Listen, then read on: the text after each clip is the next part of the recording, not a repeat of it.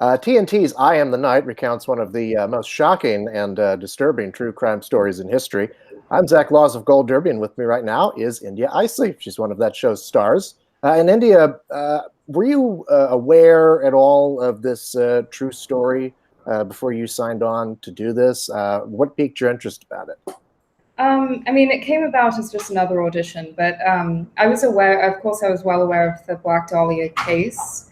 But as far as Fiona's story, I had never heard of it until the audition came about. And then I started looking into it. And then when I booked the job, I read Fiona's book, and one thing led to another. And I remembered that I'd seen a special about Black Dahlia, and the George Hodel name came up inevitably because it always does if you look into Black Dahlia for long enough.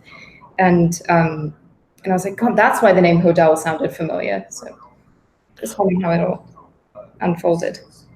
Well, talk a little bit about, you mentioned that you knew about the Black Dahlia case before, but all of the stuff about Fiona Coto was brand new to you. Can you just talk a bit about, what you found out about that? Give us some details about the specifics of that. I mean,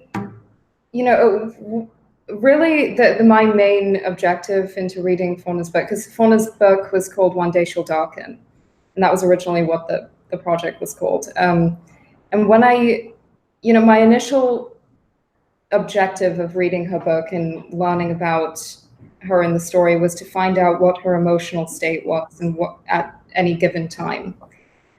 Because the show is a highly fictionalized, story that is taking Fiona's actual story and, embellishing on and then building what is now the show.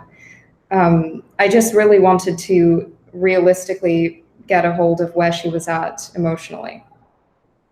We'll talk a bit more about some of those details about her emotional state and what was going on underneath there. What did you find out about her? Well, I mean, on top of being 16 years old when everything starts unfolding, she really, she like ultimately, like every aspect of her life, finding out that A, she was not mixed race, B, she was adopted, C, like she, it goes on, and then she, her driving force, as everyone sees in the show, is she's very, just forward moving. She gets on this trajectory, and she's very, her driving force becomes finding her biological family. And then not only does she find her biological, her relatives, but she finds out that there's incest, there's, a link to one of the most high profile murders of all time. And, it spirals out of control. And what I learned about Fiona is just how unbelievably resilient of a woman, and a girl and woman, that she was. To overcome and to overcome those kinds of hurdles, like putting it mildly, hurdles, but to come out of it and be the light and not be defined by those experiences and those truths I find incredibly admirable. So obviously one of the main things, one of the main themes in your character's journey is the issue of identity. You mentioned her finding out about not being mixed race and all these other kinds of things. Those are things, issues of identity and racial identity and things like that are obviously relevant today, and were relevant in different kinds of ways back when this story took place. Can you talk a bit about that and how that affected your character? Well, I mean, you're very right to pick up on how timely it is, because ultimately the story, whether it's Jay, the fictional character, Jay Singletary, or Fiona and her situation and all of these characters, is that it's a very human story, ultimately. The emotions, the triggers, even with George Hodel, everything is very, in some capacity, relatable to people at some point of their lives. I don't know if that answers the question at all, but well, yeah. I mean, it's interesting because obviously this is something that takes place in a period, and you are yourself a modern woman. as we all are, I suppose. Much to my chagrin. I'm sorry? Much to my chagrin. Right. And I assume from your accent as well, you are not necessarily from America. So was there research that you had to do in order to, I guess, put yourself into that kind of historical context? Yeah, without giving you the long-winded story of where I'm from. I was born in LA, but raised like London, LA. My mom's English, my father's American. So I see. Okay, all right. With this weird quasi-Brit, weird mid-Atlantic, strange accent. I was trying to place you. Yeah. Don't try. Don't try. Yeah. I can't place me. As far as research, both of my parents are, in their late 60s, and so they grew up. This was their time period. Like they grew up in the 60s. They were teenagers at that time. So just by default, my upbringing, I was, raised listening to music from that time, watching movies from that time, and generally feeling more comfortable in that time period than at the time period that I'm in, as cliche as that sounds. So it didn't require much prep in that regard, because any kind of period piece I tend to feel more at home in than just actual life. Right. You get to wear nicer, more elaborate clothing as well. Oh, yeah. I love a poodle skirt. Right. So talk a bit about, you get to work opposite Chris Pine in this show quite a bit. Can you talk about, number one, the dynamic between you as actors, but also the dynamic between your two characters? I mean, Chris really just is a wonderful person. There's much more to him than people, give him credit for, I think, just generally speaking. As far as the dynamic, the dynamic with him as an actor was very easy to find and very quick, because we had been filming for about a month, and then he joined us from Scotland and just went straight into filming. And then it was about, a few weeks later is when we got our first scene together, and just right off the bat, the chemistry, it just felt very organic and just effortless. And also because he's so professional and he's so good at what he does, which ultimately makes your job a hell of a lot easier, is when you're working with good actors and good writing. And as far as, the characters, the dynamic is very interesting, I think, because they're both two people in completely different walks of life, but equally in their own turmoil.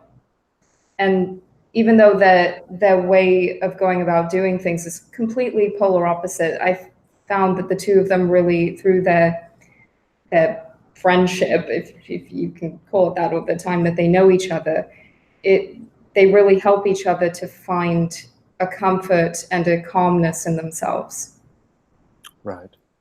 You get to work with 3 different directors on the show, starting with Patty Jenkins, Carl Franklin, Victoria Mahoney. Can you talk a bit about, working with them and, what they did to help guide your performance?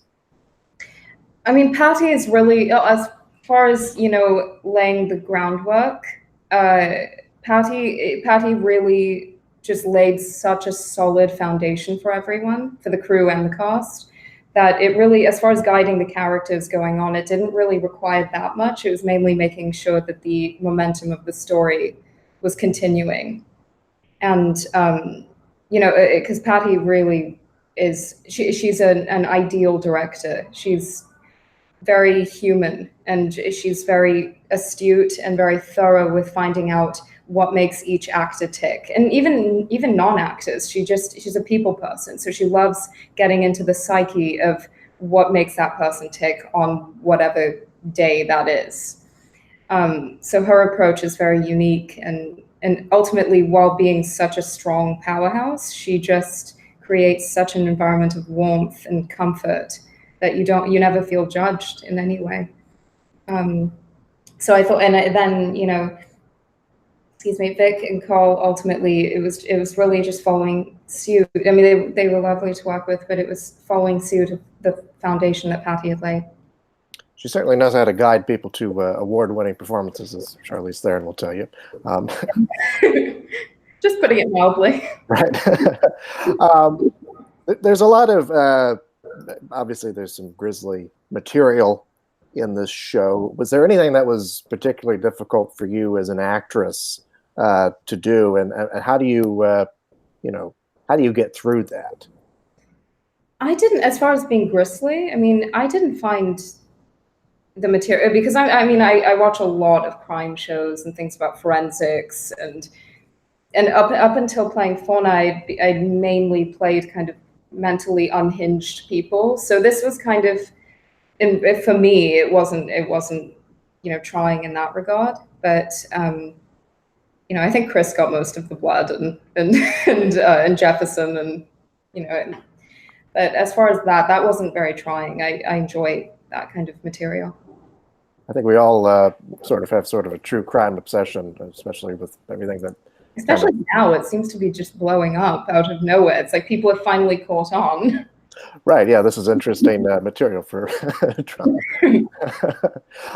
Well, that being said, I mean, what do you sort of look for in terms of material that you want to do? Is it a combination of the character, the director? What is it? Well, both of those things. But I think, I'm one of those ones where I can't really do something that I don't care about. It's good and bad.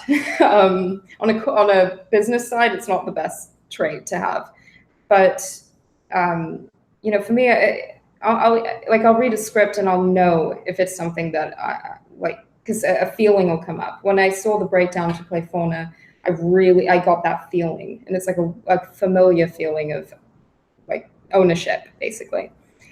I didn't think I was going to get the role, but that's an entirely different sector of my brain.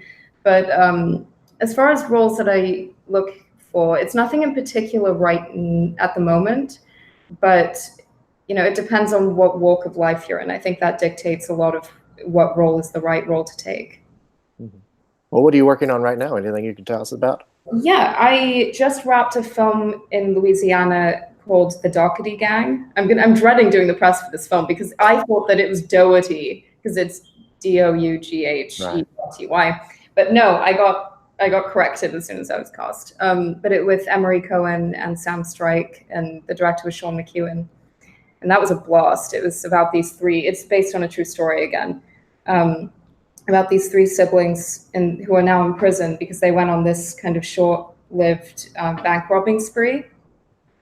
So that's what I've just finished. And there are a couple of things in the pipeline that I'm not really allowed to say yet.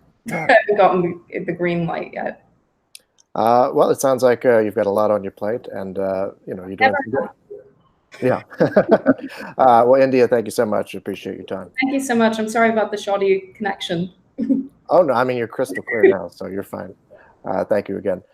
Thanks to all of you at home for watching. Make sure you hit the like and subscribe button below, and make sure you visit us at goldderby.com for all the latest Emmy news.